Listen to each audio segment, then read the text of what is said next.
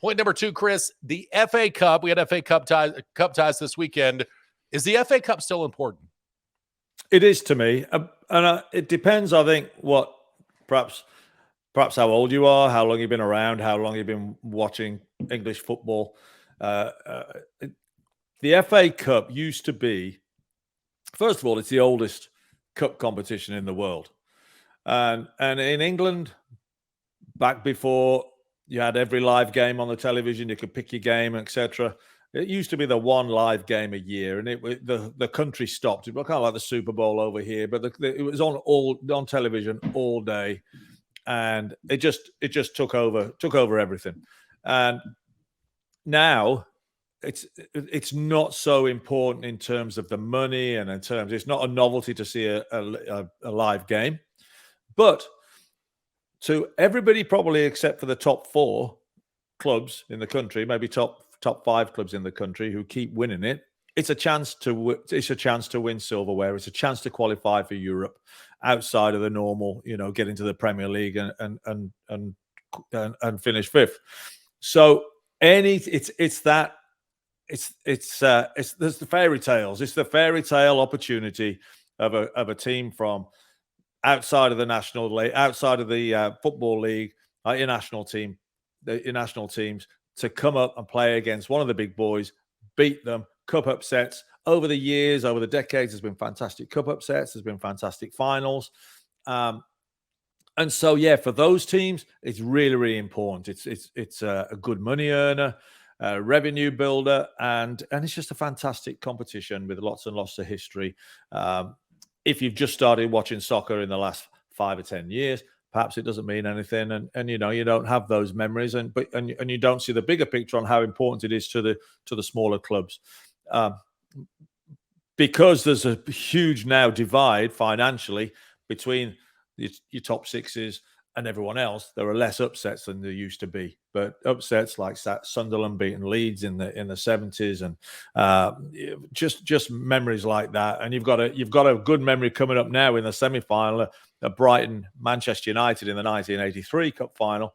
Brighton got relegated. High-flying Man United were playing them in the Cup final, and Brighton eked out. It looked like Brighton got a 2-2 draw, and Man United thumped in the replay. But nevertheless, it's a good memory. Brighton came so close to upsetting Man United. But so lots of memories, lots of nostalgia. Why get rid of it? If you don't want to play it because you've got too many games, don't play in it. But let everybody else enjoy it for what it is. There you go. Yeah, I think it's important. I still think it's important for the reasons that you said. To the fan, let's be honest, to the international fan base, North America, Asia, it's not as big of a deal. I mean, of course, Champions Leagues, your domestic League 1, Champions League 2, depending on the league you're in, maybe that's not even the most important, really. If you're in France, probably Champions League 1, domestic League 2, if you're a PSG fan. But it's still important because of what it means to the pyramid. We know people on the ownership side, of a League 2 team, and that makes a huge difference for them to be able to win a match they weren't expected to in the FA Cup and be able to play one of the big boys in the EPL, and it really helped finance that club to help maybe bring on players during the summer window so they can try to get a promotion next year.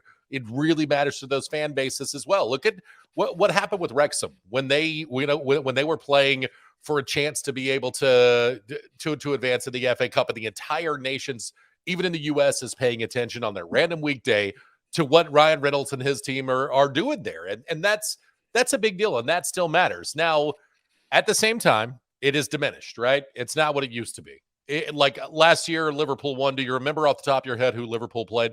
I haven't got a clue. Yeah, Chelsea. That's and I watched it, and I don't remember, and I didn't remember without looking it up today. Do you remember who won 2 years ago? Mm-hmm. No. Leicester. There you go. Leicester City. So okay. it's just it doesn't matter the way that it used to matter, but that doesn't mean that it's not important still, in my opinion, Chris, because it gives hope to. It's kind of like the NCAA tournament, like domestically in the U.S. When you know that when a 16 beats a 1 because we just had Fairleigh Dickinson knock off Purdue. That's not something that's happened twice in history.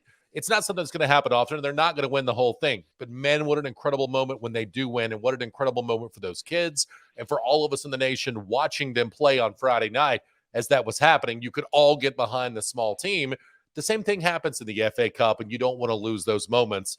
Otherwise, why not just go to the Super League, right? Oh, that's right. That's right. You might as well just scrap all tradition and just start again. Yeah, and cut the bottom of the pyramid off. And like you said, the lower league clubs, they survive. It can literally be the difference between survival and going out of business. A good run in the FA Cup, and yeah, there's so many memories built. There's so many legacies built. Guys have got famous. Hereford. People still talk about the day that Hereford beat Newcastle in the 70s. Hereford were non-league. Newcastle flying in the Premier League that was, and and Hereford did it on a muddy field. There was no nice fields back in the day. Muddy field and a screamer from 30 yards won it. There's just so many memories like that, and I think just to wipe off the tradition, even though it doesn't mean so much, prize money is next to nothing. It's just, and it's a chance to win silverware. I mean, as a Wolves fan, I'd love Wolves to win. It's a day out for the fans at Wembley to see Wolves lift a trophy. It's fantastic. It's it's an option for all the teams that don't get that outside the top four that win everything. At least it's a glimmer of hope for everybody else.